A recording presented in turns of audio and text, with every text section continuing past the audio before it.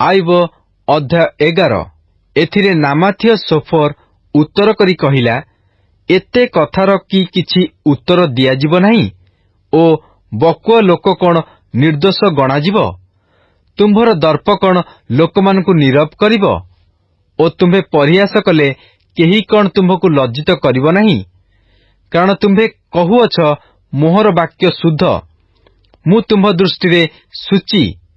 ମାତ୍ର ଆହା, ଯେବେ ପରମେଶ୍ୱର କଥା କହନ୍ତେ ଓ ତୁମ୍ଭ ପ୍ରତିକୂଳରେ ଆପଣା ଓଷ୍ଠାଧର ଫିଟାନ୍ତେ, ପୁଣି ଜ୍ଞାନର ନିଗୂଢ଼ ତତ୍ତ୍ୱ ଅର୍ଥାତ୍ ତହିଁର ବହୁବିଧ ଫଳଦାୟକ କର୍ମଣ୍ୟତା ତୁମ୍ଭକୁ ଜ୍ଞାତ କରାନ୍ତେ, ଏହେତୁ ଜାଣ ଯେ ପରମେଶ୍ୱର ତୁମ୍ଭ ଅପରାଧ ଅପେକ୍ଷା ଊଣା ପରିଶୋଧ ତୁମ୍ଭଠାରୁ ନେଉଅଛନ୍ତି।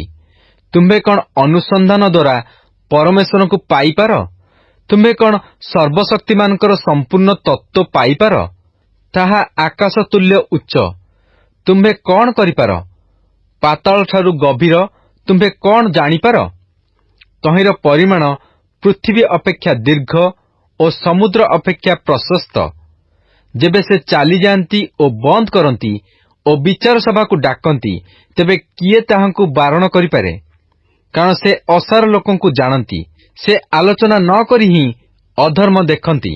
ମାତ୍ର ଅସାର ମନୁଷ୍ୟ ବୁଦ୍ଧିବିହୀନ, ହଁ, ବନ୍ୟ ଗର୍ଦ୍ଦଭ ଶାବକ ତୁଲ୍ୟ ମନୁଷ୍ୟ ଜାତ ଅଟେ। ଯେବେ ତୁମ୍ଭେ ଯଥାର୍ଥ ରୂପେ ଆପଣା ଅନ୍ତଃକରଣ ସୁସ୍ଥିର କରି ତାହାଙ୍କ ଆଡ଼େ ଆପଣା ହସ୍ତ ବିସ୍ତାର କର, ଯେବେ ତୁମ୍ଭ ହସ୍ତରେ ଅଧର୍ମ ଥାଏ, ତାହା ଦୂର କରିଦିଅ ଓ ଅଧର୍ମକୁ ତୁମ୍ଭ ତମ୍ବୁରେ ବାସ କରିବାକୁ ନ ଦିଅ। ତେବେ ତୁମ୍ଭେ ନିଶ୍ଚୟ କଳଙ୍କ ରହିତ ହୋଇ ଆପଣା ମୁଖ ଟେକିବ, ଆହୁରି ତୁମ୍ଭେ ସୁସ୍ଥିର ହେବ ଓ ଭୟ କରିବ ନାହିଁ। ତୁମ୍ଭେ ଆପଣା ଦୁଃଖ ପାସୋରି ପକାଇବ, ବହିଗଲା ଜଳତୁଲ୍ୟ ତାହା ସ୍ମରଣ କରିବ। ତୁମ୍ଭର ଜୀବନ ମଧ୍ୟାହ୍ନ ଅପେକ୍ଷା ନିର୍ମଳ ହେବ, ଅନ୍ଧକାର ଥିଲେ ହେଁ ତାହା ପ୍ରଭାତ ତୁଲ୍ୟ ହେବ।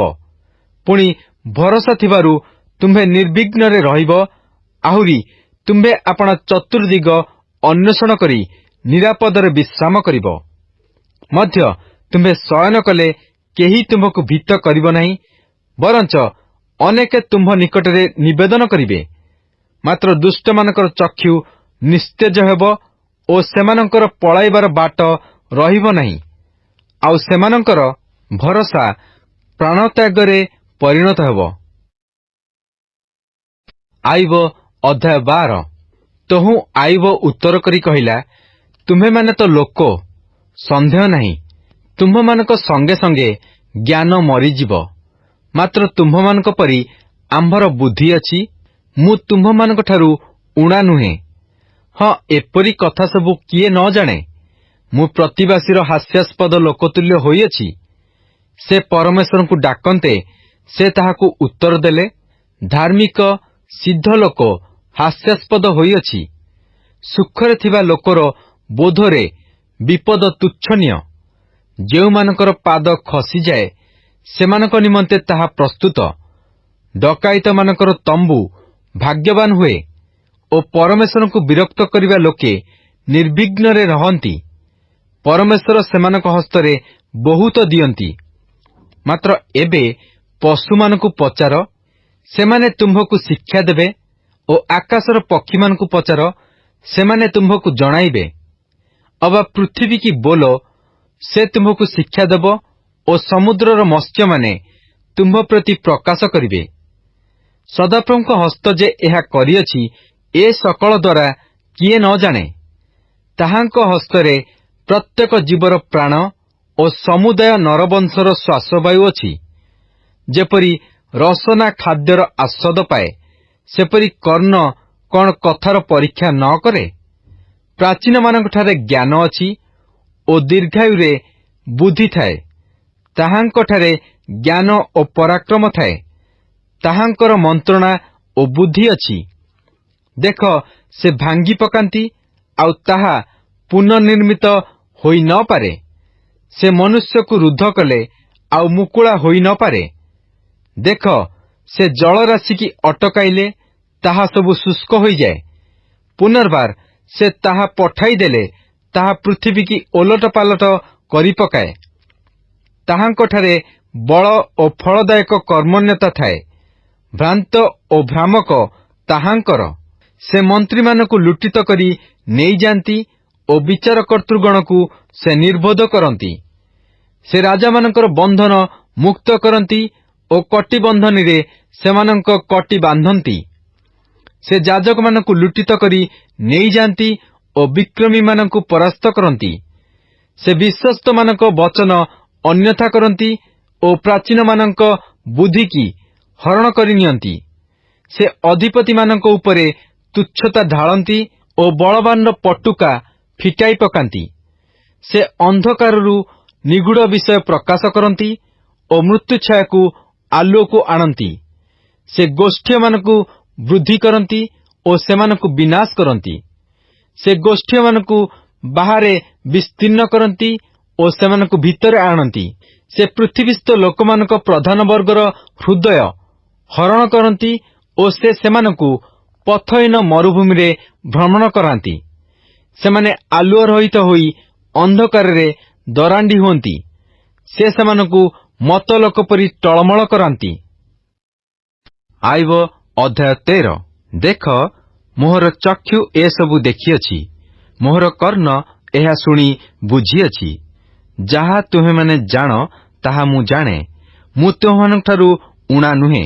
ନିଶ୍ଚୟ ମୁଁ ସର୍ବଶକ୍ତିମାନଙ୍କୁ କହିବାକୁ ଇଚ୍ଛା କରେ ଓ ମୁଁ ପରମେଶ୍ୱରଙ୍କ ସହିତ ଯୁକ୍ତି କରିବାକୁ ବାଞ୍ଛା କରେ। ମାତ୍ର ତୁମେମାନେ ମିଥ୍ୟା ବାକ୍ୟ ରଚକ, ତୁମ୍ଭେ ସମସ୍ତେ ମୂଲ୍ୟହୀନ ବୈଦ୍ୟ। ତୁମେମାନେ ଯେବେ ସମ୍ପୂର୍ଣ୍ଣ ନୀରବ ହୋଇ ରହନ୍ତ, ତାହା ତୁମମାନଙ୍କର ଜ୍ଞାନସୂଚକ ହୁଅନ୍ତା। ଏବେ ମୋହର ଯୁକ୍ତି ଶୁଣ ଓ ମୋର ଓଷ୍ଠାଧରର ପ୍ରତିବାଦରେ କର୍ଣ୍ଣପାତ କର।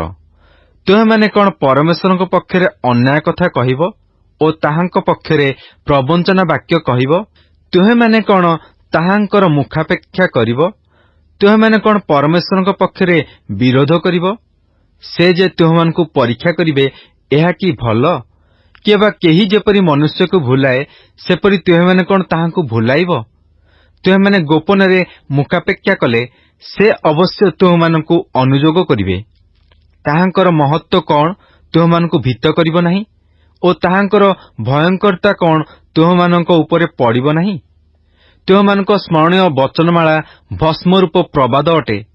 ତୁମମାନଙ୍କର ଦୁର୍ଗ ସବୁ କର୍ଦ୍ଦମର ଦୁର୍ଗ ଅଟେ। ତୁମେମାନେ ନୀରବ ହୁଅ, ମୋତେ ଛାଡ଼, ମୁଁ କଥା କହିବି ତହିଁରେ ମୋହର ଯାହା ହେବ ହେଉ। ମୁଁ କାହିଁକି ଆପଣା ଦନ୍ତରେ ଆପଣା ମାଂସ ଧରିବି ଓ ଆପଣା ହସ୍ତରେ ଆପଣା ପ୍ରାଣ ରଖିବି? ସେ ମୋତେ ବଧ କଲେ ହେଁ ମୁଁ ତାହାଙ୍କ ପାଇଁ ଅପେକ୍ଷା କରିବି। ତଥାପି ମୁଁ ତାହାଙ୍କ ଛାମୁରେ ଆପଣା ପଥ ସମର୍ଥନ କରିବି। ଏହା ହିଁ ମୋହର ମୁକ୍ତି ସ୍ୱରୂପ ହେବ। କାରଣ ଅଧାର୍ମିକ ଲୋକ ତାହାଙ୍କ ଛାମୁକୁ ଆସିବ ନାହିଁ। ମନୋଯୋଗ କରି ମୋହର କଥା ଶୁଣ ଓ ମୋହର ନିବେଦନ ସବୁ ତୁମମାନଙ୍କ କର୍ଣ୍ଣଗୋଚରରେ ଥାଉ। ଏବେ ଦେଖ, ମୁଁ ଆପଣା ବିଚାରର କଥା ପ୍ରସ୍ତୁତ କରିଅଛି। ମୁଁ ଜାଣେ ମୁଁ ନିର୍ଦ୍ଦୋଷ ହେବି। ମୋ ସଙ୍ଗେ ଯେ ବିବାଦ କରିବ, ସେ କିଏ? କାରଣ କେହି ଥିଲେ ମୁଁ ନୀରବ ହୋଇ ପ୍ରାଣତ୍ୟାଗ କରିବି। କେବଳ ଦୁଇ କଥା ମୋ ପ୍ରତି କର ନାହିଁ, ତହିଁରେ ମୁଁ ତୁମ୍ଭ ସମ୍ମୁଖରୁ ଆପଣାକୁ ଲୁଚାଇବି ନାହିଁ। ତୁମ୍ଭ ହସ୍ତ ମୋ ଠାରୁ ଦୂରକୁ କାଢ଼ିନିଅ ଓ ତୁମ୍ଭର ଭୟାନକତା ମୋତେ ଭୀତ ନ କରୁ। ତେବେ ତୁମ୍ଭେ ଡାକ, ମୁଁ ଉତ୍ତର ଦେବି, ଅବା ମୁଁ କହେ, ତୁମ୍ଭେ ମୋତେ ଉତ୍ତର ଦିଅ। ମୋହର ଅପରାଧ ଓ ପାପ କେତେ? ମୋହର ଅଧର୍ମ ଓ ପାପ ମୋତେ ଜଣାଅ। ତୁମ୍ଭେ କାହିଁକି ଆପଣା ମୁଖ ଲୁଚାଉଅଛ ଓ ମୋତେ ତୁମ୍ଭର ଶତ୍ରୁ ବୋଲି ଜ୍ଞାନ କରୁଅଛ? ତୁମ୍ଭେ କଣ ଉଡ଼ନ୍ତା ପତ୍ରକୁ ଡରାଇବ ଓ ତୁମ୍ଭେ କଣ ଶୁଖିଲା କୁଟା ପଛେ ପଛେ ଗୋଡ଼ାଇବ? କାରଣ ତୁମ୍ଭେ ମୋ ବିରୁଦ୍ଧରେ ତିକ୍ତ କଥା ଲେଖୁଅଛ ଓ ମୋ ଯୌବନ କାଳର ଅପରାଧ ଭୋଗ କରାଉଅଛ। ତୁମ୍ଭେ ଯନ୍ତାରେ ମଧ୍ୟ ମୋହର ଚରଣ ରଖୁଅଛ ଓ ମୋହର ସବୁ ଗତି ଲକ୍ଷ୍ୟ କରୁଅଛ। ତୁମ୍ଭେ ମୋ ଚରଣର ଚତୁର୍ଦିଗରେ ଆପଣା ପାଇଁ ରେଖା ଟାଣୁଅଛ। ତଥାପି ମୁଁ କ୍ଷୟ ପାଉଥିବା ଜୀର୍ଣ୍ଣ ପଦାର୍ଥ ତୁଲ୍ୟ ଓ କୀଟଭକ୍ଷିତ ବସ୍ତ୍ର ତୁଲ୍ୟ ଅଟେ। ଆଇବ ଅଧ୍ୟାୟ 14। ସ୍ତ୍ରୀଜାତ ମନୁଷ୍ୟ ଅଳ୍ପାୟୁ ଓ ଦୁଃଖରେ ପରିପୂର୍ଣ୍ଣ। ସେ ପୁଷ୍ପତୁଲ୍ୟ ପ୍ରସ୍ଫୁଟିତ ହୋଇ କଟାଯାଏ। ମଧ୍ୟ ସେ ଛାୟାତୁଲ୍ୟ ବହିଯାଇ ସ୍ଥିର ନ ଥାଏ। ଆଉ ତୁମ୍ଭେ ଏପରି ଜଣକ ଉପରେ କଣ ଆପଣା ଦୃଷ୍ଟି ରଖୁଅଛ ଓ ଆପଣା ନିକଟକୁ ବିଚାରାର୍ଥେ କଣ ମୋତେ ଆଣୁଅଛ? ଅଶୁଚି ବସ୍ତୁରୁ ଶୁଚି ବସ୍ତୁ କିଏ ଉତ୍ପନ୍ନ କରିପାରେ? ଜଣେ ନାହିଁ। ତାହାର ଦିନ ସବୁ ନିର୍ଣ୍ଣିତ, ତାହାର ମାସ ସଂଖ୍ୟା ତୁମ୍ଭଠାରେ ଅଛି ଓ ତୁମ୍ଭେ ତାହାର ସୀମା ନିରୂପଣ କରିଅଛ, ଏଣୁ ସେ ତାହା ଲଙ୍ଘନ କରିପାରେ ନାହିଁ। ଏହେତୁ ସେ ଯେପରି ବେତନଜୀବୀ ତୁଲ୍ୟ ଆପଣା ଦିନ ଭୋଗ କରିବା ପର୍ଯ୍ୟନ୍ତ ବିଶ୍ରାମ ପାଇପାରିବ, ଏଥିପାଇଁ ତାହାଠାରୁ ଦୃଷ୍ଟି ଫେରାଅ। କାରଣ ବୃକ୍ଷ ବିଷୟରେ ଆଶା ଥାଏ, ତାହା କଟାଗଲେ ପୁନର୍ବାର ପଲ୍ଲବିତ ହେବ ଓ ତହିଁର କୋମଳ ଶାଖାର ଅଭାବ ହେବ ନାହିଁ। ଯଦ୍ୟପି ତହିଁର ମୂଳ ମୃତ୍ତିକାରେ ପୁରୁଣା ହୋଇଯାଏ ଓ ତହିଁର ଗଣ୍ଡି ଭୂମିରେ ମରିଯାଏ, ତଥାପି ଜଳର ଗନ୍ଧ ପାଇଲେ ତାହା ପଲ୍ଲବିତ ହେବ ଓ ରୋପିତ ବୃକ୍ଷତୁଲ୍ୟ ଶାଖା ବିଶିଷ୍ଟ ହେବ। ମାତ୍ର ମନୁଷ୍ୟ ମରେ ଓ କ୍ଷୟ ପାଏ। ହଁ, ମନୁଷ୍ୟ ପ୍ରାଣତ୍ୟାଗ କରେ, ପୁଣି ସେ କେଉଁଠାରେ ଥାଏ? ଯେପରି ସମୁଦ୍ରରୁ ଜଳ ବାହାରିଯାଏ ଓ ନଦୀ କ୍ଷୟପ୍ରାପ୍ତ ଓ ଶୁଷ୍କ ହୁଏ, ସେପରି ମନୁଷ୍ୟ ଶୟନ କଲେ ଆଉ ଉଠେ ନାହିଁ। ଆକାଶମଣ୍ଡଳ ଲୋପ ନ ପାଇବା ପର୍ଯ୍ୟନ୍ତ ସେମାନେ ଜାଗ୍ରତ ହେବେ ନାହିଁ, କିମ୍ବା ନିଦ୍ରାରୁ ଉତ୍ଥାପିତ ହେବେ ନାହିଁ। ତୁମ୍ଭେ ଯେବେ ପାତାଳରେ ମୋତେ ଲୁଚାଇ ରଖନ୍ତ, ତୁମ୍ଭର କୋପ ଅତୀତ ହେବା ପର୍ଯ୍ୟନ୍ତ ଯେବେ ମୋତେ ଗୋପନରେ ରଖନ୍ତ, ଯେବେ ମୋ ପାଇଁ ସମୟ ନିରୂପଣ କରି ମୋତେ ସ୍ମରଣ କରନ୍ତ, ମନୁଷ୍ୟ ମଲେ କଣ ପୁନର୍ବାର ବଞ୍ଚିବ? ମୋହର ମୁକ୍ତି ଉପସ୍ଥିତ ନହେବା ପର୍ଯ୍ୟନ୍ତ ମୁଁ ଆପଣା ଯୁଦ୍ଧର ସମସ୍ତ ଦିନ ଅପେକ୍ଷା କରିବି। ତେବେ ତୁମ୍ଭେ ଡାକିବ ଓ ମୁଁ ତୁମ୍ଭକୁ ଉତ୍ତର ଦେବି। ତୁମ୍ଭେ ଆପଣା ହସ୍ତକୃତ କର୍ମ ପ୍ରତି କରୁଣା କରିବ। ମାତ୍ର ଏବେ ତୁମ୍ଭେ ମୋ ପାଦଗତି ଗଣନା କରୁଅଛ। ତୁମ୍ଭେ କଣ ମୋ ପାପ ପ୍ରତି ନିରୀକ୍ଷଣ କରୁନାହଁ? ମୋହର ଅପରାଧ ଥଳିରେ ମୋହରାଙ୍କିତ ହୋଇଅଛି ଓ ତୁମ୍ଭେ ମୋ ଅଧର୍ମ ବାନ୍ଧି ରଖୁଅଛ। ଆଉ ପର୍ବତ ପଡ଼ିଲେ ନିଶ୍ଚୟ ଲୁପ୍ତ ହୁଏ ଓ ଶୈଳ ଆପଣା ସ୍ଥାନରୁ ଅନ୍ତରିତ ହୁଏ। ଜଳ ପ୍ରସ୍ତରକୁ କ୍ଷୟ କରେ, ଜଳର ପ୍ଲାବନ ପୃଥିବୀର ଧୂଳି ଧୋଇନିଏ ଓ ତୁମ୍ଭେ ମନୁଷ୍ୟର ଆଶା ନାଶ କରୁଅଛ। ତୁମ୍ଭେ ସଦାକାଳ ତାହା ଉପରେ ଜୟଯୁକ୍ତ ହେଉଅଛ, ତେଣୁ ସେ ଚାଲିଯାଏ। ତୁମ୍ଭେ ତାହାର ମୁଖ ପରିବର୍ତ୍ତନ କରି ତାହାକୁ ଦୂର କରି ଦେଉଅଛ। ତାହାର ସନ୍ତାନଗଣ ସମ୍ଭ୍ରମ ପ୍ରାପ୍ତ ହେଲେ ସେ ତାହା ଜାଣେ ନାହିଁ, ପୁଣି ସେମାନେ ଅବନତ ହେଲେ ସେ ସେମାନଙ୍କ ବିଷୟ ବୋଧ ପାଏ ନାହିଁ। ମାତ୍ର ତାହାର ନିଜ ମାଂସ ବ୍ୟଥା ଭୋଗ କରେ ଓ ତାହାର ପ୍ରାଣ ଅନ୍ତରେ ବ୍ୟାକୁଳ ହୁଏ। ଆଇବ ଅଧ୍ୟାୟ 15। ଏଥିଉତ୍ତାରେ ତୈମନ୍ୟ ଇଲିଫସ୍ ଉତ୍ତର କରି କହିଲା, ଜ୍ଞାନୀ ଲୋକ କଣ ଅସାର ଜ୍ଞାନରେ ଉତ୍ତର ଦେବ ଓ ପୂର୍ବୀୟ ବାୟୁରେ ଆପଣା ଉଦର ପୂର୍ଣ୍ଣ କରିବ? ସେ କଣ ଅନର୍ଥକ କଥାରେ ଓ ନିଷ୍ଫଳ ବାକ୍ୟରେ ଯୁକ୍ତି କରିବ? ହଁ, ତୁମ୍ଭେ ତ ଭୟ ଦୂର କରି ଦେଉଅଛ ଓ ପରମେଶ୍ୱରଙ୍କ ସାକ୍ଷାତରେ ଭକ୍ତି କ୍ଷୀଣ କରୁଅଛ। କାରଣ ତୁମ୍ଭର ଅପରାଧ ତୁମ୍ଭ ମୁଖକୁ ଶିଖାଉଅଛି ଓ ତୁମ୍ଭେ ଧୂର୍ତ୍ତର ଜିହ୍ୱା ପସନ୍ଦ କରୁଅଛ। ତୁମ୍ଭର ନିଜ ମୁଖ ତୁମ୍ଭକୁ ଦୋଷୀ କରୁଅଛି, ମୁଁ କରୁନାହିଁ। ଆହୁରି ତୁମ୍ଭ ନିଜ ଓଷ୍ଠାଧର ତୁମ୍ଭ ବିରୁଦ୍ଧରେ ସାକ୍ଷ୍ୟ ଦେଉଅଛି। ମନୁଷ୍ୟମାନଙ୍କ ମଧ୍ୟରେ ତୁମ୍ଭେ କଣ ପ୍ରଥମ ଜାତ? ଅବା ପର୍ବତଗଣ ପୂର୍ବରୁ ତୁମ୍ଭେ କଣ ଉତ୍ପନ୍ନ ହୋଇଥିଲ? ତୁମ୍ଭେ କଣ ପରମେଶ୍ୱରଙ୍କର ଗୁପ୍ତ ମନ୍ତ୍ରଣା ଶୁଣିଅଛ ଓ ତୁମ୍ଭେ କଣ ଜ୍ଞାନ ଆତ୍ମସାତ୍ କରୁଅଛ? ଆମ୍ଭମାନଙ୍କୁ ଅଜଣା କେଉଁ କଥା ତୁମ୍ଭେ ଜାଣୁଅଛ? ଆମ୍ଭମାନଙ୍କର ଅବୁଝା କେଉଁ କଥା ତୁମ୍ଭେ ବୁଝୁଅଛ? ପକ୍ୱ କେଶ ବିଶିଷ୍ଟ ଓ ତୁମ୍ଭ ପିତା ଅପେକ୍ଷା ପ୍ରାଚୀନ ଅତି ବୃଦ୍ଧ ଲୋକେ ଆମ୍ଭମାନଙ୍କ ମଧ୍ୟରେ ଅଛନ୍ତି। ପରମେଶ୍ୱରଙ୍କ ସାନ୍ତ୍ୱନା ବାକ୍ୟ ତୁମ୍ଭ ପ୍ରତି କି କ୍ଷୁଦ୍ର ବିଷୟ ଓ ତୁମ୍ଭ ସହିତ କୋମଳ ଆଳାପ କି ତଦ୍ରୂପ? ତୁମ୍ଭ ମନ ତୁମ୍ଭକୁ କାହିଁକି ବିପଦରେ ନେଇଯାଏ ଓ ତୁମ୍ଭର ଚକ୍ଷୁ କାହିଁକି ମଟମଟ କରେ, ଯେ ତୁମ୍ଭେ ପରମେଶ୍ୱରଙ୍କ ବିରୁଦ୍ଧରେ ଆପଣା ଆତ୍ମାକୁ ଚିଆଉଅଛ ଓ ଆପଣା ମୁଖରୁ ଏପରି କଥା ବାହାରିବାକୁ ଦେଉଅଛ? ମନୁଷ୍ୟ କିଏ ଯେ ସେ ସୂଚୀ ହୋଇପାରେ ଓ ସ୍ତ୍ରୀଜାତ ମନୁଷ୍ୟ କିଏ ଯେ ସେ ଧାର୍ମିକ ହୋଇପାରେ? ଦେଖ, ସେ ଆପଣା ପବିତ୍ରଗଣଠାରେ ବିଶ୍ୱାସ କରନ୍ତି ନାହିଁ, ଆହୁରି ତାହାଙ୍କ ଦୃଷ୍ଟିରେ ଆକାଶମଣ୍ଡଳ ନିର୍ମଳ ନୁହେଁ? ତେବେ ଘୃଣାର୍ହ ଓ ଭ୍ରଷ୍ଟ ଅଧର୍ମକୁ ଜଳ ପରି ପାନକାରୀ ଯେ ମନୁଷ୍ୟ, ସେ କେଡ଼େ ନ୍ୟୁନ। ମୁଁ ତୁମ୍ଭକୁ ଦେଖାଇବି, ମୋ କଥା ଶୁଣ। ମୁଁ ଯାହା ଦେଖିଅଛି ତାହା ପ୍ରକାଶ କରିବି।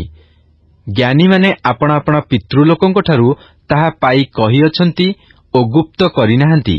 କେବଳ ସେମାନଙ୍କୁ ଦେଶ ଦତ୍ତ ହୋଇଥିଲା ଓ କୌଣସି ବିଦେଶୀ ସେମାନଙ୍କ ମଧ୍ୟରେ ଗତାୟତ କଲା ନାହିଁ। ଦୁଷ୍ଟ ଲୋକ ଆପଣାର ଯାବଜୀବନ ଅର୍ଥାତ୍ ଉପଦ୍ରବ ପାଇଁ ନିରୂପିତ ବର୍ଷ ଯାଏ କ୍ଲେଶ ଭୋଗ କରେ।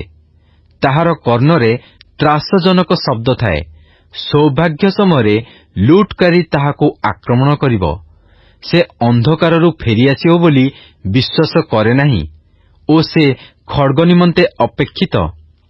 ସେ ଖାଦ୍ୟ ନିମନ୍ତେ ବାହାରେ ବୁଲି କହଇ, ତାହା କାହିଁ? ଅନ୍ଧକାରର ଦିନ ତାହାର ସନ୍ନିକଟ ବୋଲି ସେ ଜାଣେ। ସଙ୍କଟ ଓ ମନସ୍ତାପ ତାହାକୁ ଭୀତ କରେ। ଯୁଦ୍ଧାର୍ଥେ ସସଜ ରାଜାତୁଲ୍ୟ ତାହାକୁ ପରାସ୍ତ କରେ। କାରଣ ସେ ପରମେଶ୍ୱରଙ୍କ ବିରୁଦ୍ଧରେ ଆପଣା ହସ୍ତ ବିସ୍ତାର କରିଅଛି ଓ ସର୍ବଶକ୍ତିମାନଙ୍କ ପ୍ରତିକୂଳରେ ଗର୍ବାଚରଣ କରୁଅଛି। ସେ ଶକ୍ତଗ୍ରୀବ ହୋଇ ଆପଣା ଢାଲର ସ୍ଥୂଳ ଅଂଶ ଦେଖାଇ ତାହାଙ୍କ ଉପରକୁ ଦୌଡ଼େ।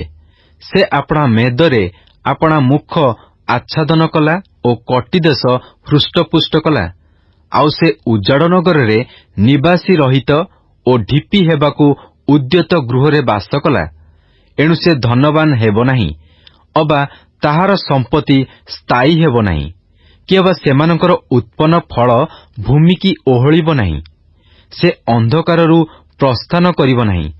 ଅଗ୍ନିଶିଖା ତାହାର ଶାଖା ଶୁଷ୍କ କରିବ ଓ ସେ ତାହାଙ୍କ ମୁଖର ନିଶ୍ୱାସରେ ଉଡ଼ିଯିବ। ସେ ଆପଣାକୁ ଭ୍ରାନ୍ତ କରି ଅସାରତାରେ ବିଶ୍ୱାସ ନ କରୁ, କାରଣ ଅସାରତା ହିଁ ତାହାର ପୁରସ୍କାର ହେବ। ତାହା ଆପଣା ସମୟ ପୂର୍ବେ ଶେଷ ପାଇବ ଓ ତାହାର ଶାଖା ସତେଜ ହେବ ନାହିଁ। ସେ ଦ୍ରାକ୍ଷାଲତା ନ୍ୟାୟ ଆପଣା ଅପକ୍ୱ ଫଳ ଝାଡ଼ି ପକାଇବ ଓ ଜିତବୃକ୍ଷ ନ୍ୟାୟ ଆପଣା ଫୁଲ ପକାଇଦେବ।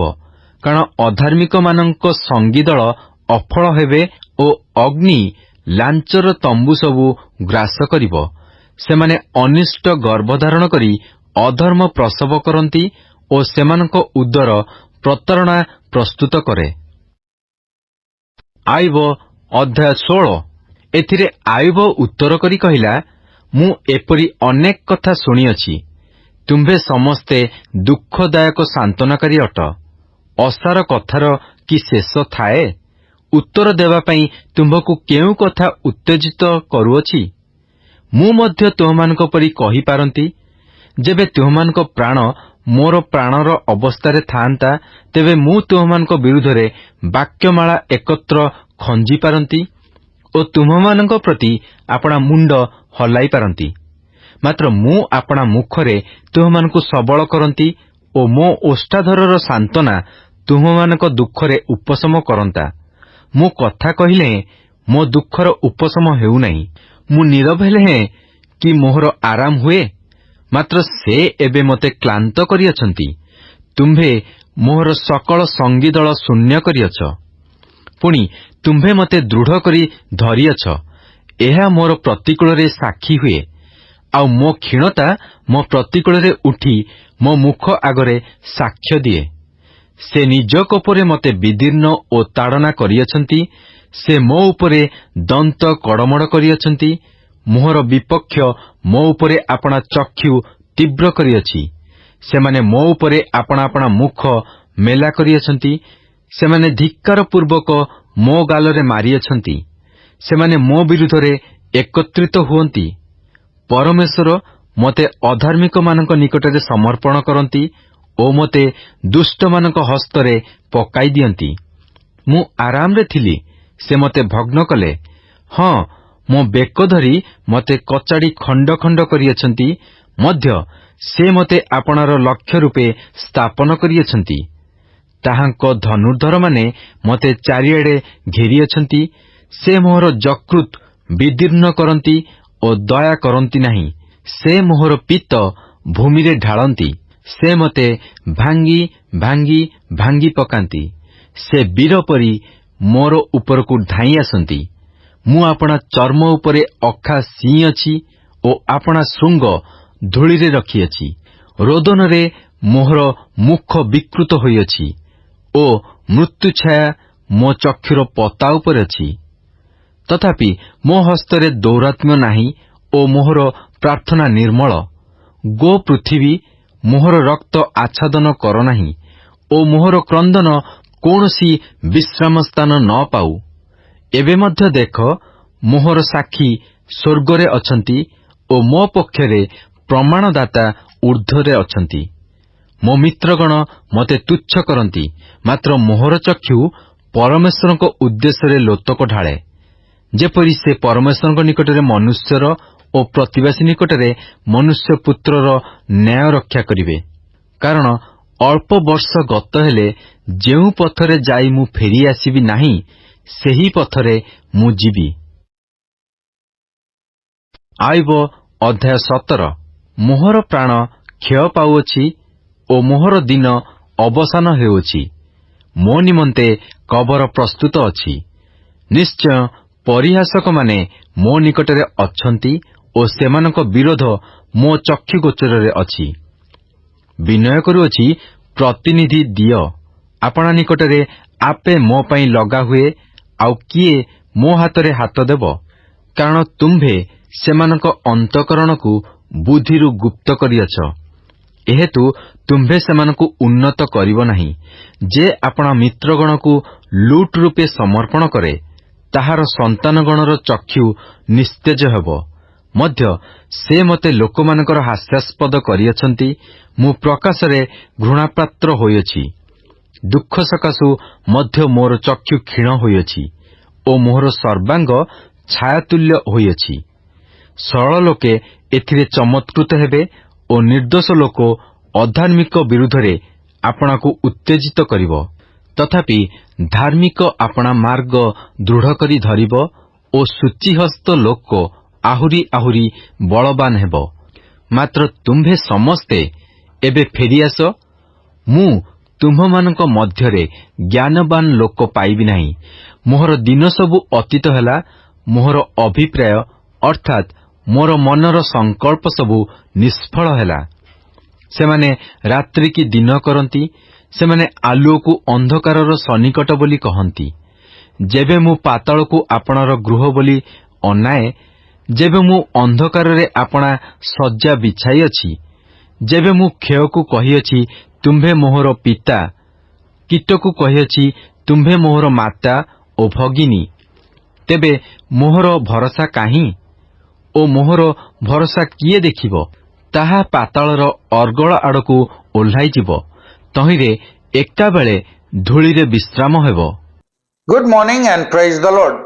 आज बाइबल पठन दिन संख्या 179 शुक्रवार। आज आम्भे माने आयुब 11 पर्व ठारू 17 पर्व पर्यंत पाठ करियछु। आसंतु पठित शास्त्रांशर सारांश को चिंता करिबा। आजिर पठित शास्त्रांशर मुख्य बिंदु हेउची तीनी बंधुंक सहित प्रथम और द्वितीय पर्याय तर्क बा आलोचना। आयुबंक तीनी बंधु सेमानंक समान प्रकार जागतिक दृष्टिकोण अनुसारे आयुबंकु समालोचना और दोषारोप करबा लागिले, किंतु आयुब चमत्कार जवाब दे कहिले, मु जाने मु निर्दोष हेबि। 13 पर्व 18 पद। आयुबंक बंधु मानंक सहित यह द्वितीय पर्याय तर्क। आयुब 15 पर्व ठारू 21 पर्व। आयुबंकर जो बंधु माने प्रथम पर्याय बा राउंड रे आयुबंकु बुझाइबारे विफल होइथिले, सेमाने हार न मानि पुनर्बार चेष्टा करबा को लागिले। वयोज्येष्ठ एलिफस जोर दे कहिले जे तांकर एही ज्ञान तांकर पूर्व पुरुष मानंक शत्रु मानंक ठारू प्राप्त होई अछंती। आउ एही ज्ञान अनुसारे जो माने मंद कर्म बा कुक्रिया करंती, सेमाने दुखरे सेमानंक अवशिष्ट जीवन को अतिबाहित करंती और जो माने एक निष्ठुर जीवन बंचंती, सेमाने सेमानंक मृत्यु पर्यंत एही प्रकार दंड भोग करंती। संक्षेप रे कहिले आयुब कौनसी मंद कर्म करिथिबारु ओ अन्याय धन बा लांचर धनरे गोटे गृह निर्माण करिथिबारु ए प्रकार दंडित हेउअछंती बोली ସେମାନେ ପ୍ରକାଶ କଲେ।